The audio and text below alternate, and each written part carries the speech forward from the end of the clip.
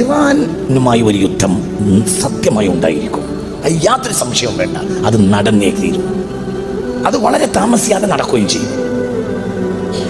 ഇറാനുമായി യുദ്ധം വന്നാൽ മിഡിൽ ഈസ്റ്റ് ഇനിയും അട്ടിമറിയും.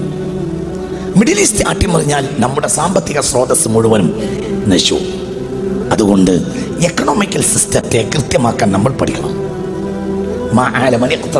സൂക്ഷിച്ച് ചെലവഴിക്കാൻ പഠിച്ചവർക്ക് ദാരിദ്ര്യം വരികയില്ലെന്ന് മുഹമ്മദ് മുസ്തഫ. ഇത് നിങ്ങളൊന്നും കൂടി ശ്രദ്ധിക്കണം. ഞാനിത് വളരെ പണ്ടേ നിങ്ങളോട് പറയുന്നുണ്ട്. ഇനി ഒരു യുദ്ധം ഉണ്ടാവുകയാണെങ്കിൽ അത് ഇറാൻ. ഞാൻ 2000 മുതൽ പറയുന്ന വർത്താനാണ്. പഴയ കേസറ്റൊക്കെ കേട്ട എന്നൊക്കെ അറിയാം. അടുത്ത യുദ്ധം ഇറാനുമായാണ്. അത് ഭയാനകമായിരിക്കും.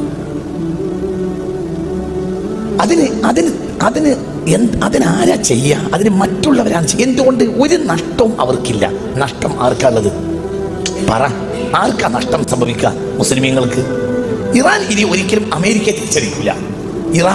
ഇറാൻ തിരിച്ചടിക്കുകയാണെങ്കിൽ തിരിച്ചടിക്കുക എങ്ങനെയായിരിക്കും? ഒരു സാധാരണ നിലയിൽ ഒരു രാജ്യം തിരിച്ചടിക്കുകയും പോലെ ഇറാൻ തിരിച്ചടിക്കുകയാണെങ്കിൽ ഖത്തറിലോ സൗദിയിലോ ഉള്ള അമേരിക്കൻ ക്യാമ്പുകളെ ആക്രമിക്കുകയാണ് ചെയ്യുക. അപ്പൊ സ്വാഭാവികമായും എന്തുണ്ടാവും?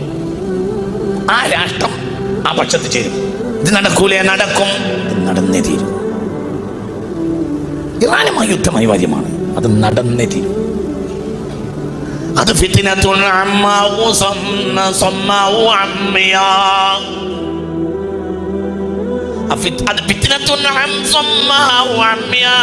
അത് കണ്ണില്ലാത്തയും കാടില്ലാത്തയും യുദ്ധമായിരിക്കും. മനുഷ്യരാശി ഇന്നുവരെ കണ്ടതിൽ വെച്ച് വലിയ യുദ്ധം സംഭവിക്കും. അതിന് ഇനി കാലതാമസമില്ല. സംഭവിച്ചിരിക്കും. അല്ലാഹു നമ്മളെ കാക്കട്ടെ. ഇത് നിങ്ങൾ ആരോട് ചോദിച്ചാ പറയുന്നത്? ഇത് മുത്തുനബി പറഞ്ഞതാ, മുത്ത് മുഹമ്മദ് മുസ്തഫ.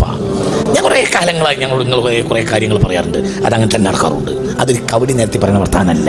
അതങ്ങനെ സംഭവിക്കൂ. അതിൻ്റെ രീതി അങ്ങനെയാണ്. അതിൻ്റെ രീതി കണ്ടാൽ അങ്ങനെയാണ്. അത് അങ്ങനെ വരൂ. അള്ളാഹു നമ്മളെ കാക്കട്ടെ. അത് സംഭവിക്കും. സംഭവിച്ചത് കഴിഞ്ഞാൽ ഇനി മിഡിൽ ഈസ്റ്റിൽ ഒരു യുദ്ധം ഉണ്ടായാൽ ഒരിക്കലും എക്കണോമിക്കൽ സിസ്റ്റം നേരെ നിർത്താൻ കഴിയൂല. അത് ഏറ്റവും ബാധിക്കുക കേരളത്തിനെയാണ്. അനാവശ്യമായ ഷോപ്പിങ്ങുകളിൽ പെണ്ണുങ്ങളെ നിയന്ത്രിക്കണം. ഇന്നത്തെ നമ്മളെ സാഹചര്യം ഇപ്പോഴും നമ്മളെ പെണ്ണുങ്ങൾക്ക് മനസ്സിലായിട്ടില്ല. ഇതിനേക്കാൾ വലിയൊരു വിപത്താണ് നീ പറയാൻ പോകുന്നത്. അതായത് ഒരു കല്യാണം ഉണ്ടായി എന്ന് സങ്കല്പിക്കാം. ഒരു കല്യാണം ഉണ്ടായാൽ ആ കല്യാണത്തിന് പുതുവസ്ത്രം തുറക്കാം. അത് അങ്ങനെ തന്നെയല്ലേ പറയും? അത് അടുത്ത ആഴ്ച പിന്നെ കുടുംബത്തിൽ വേറൊരു കല്യാണം ഉണ്ടായാൽ